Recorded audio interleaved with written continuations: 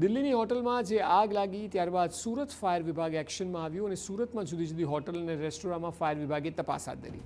Fire સેફટીના સાધનો, congested area, fire alarm અને checking હાથ ધરાયું.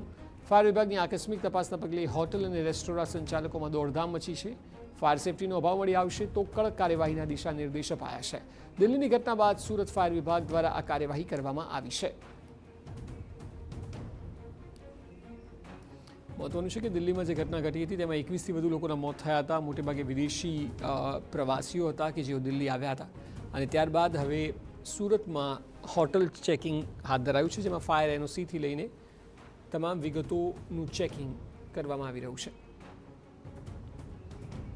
હોટલ અને રેસ્ટોરન્ટમાં ફાયર વિભાગની તપાસ હાથ ધરાઈ છે, કારણ કે દિલ્હી જેવી ઘટના સુરતમાં ન ઘટે તે કારણોસર આ પગલાં લેવાઈ રહ્યા છે.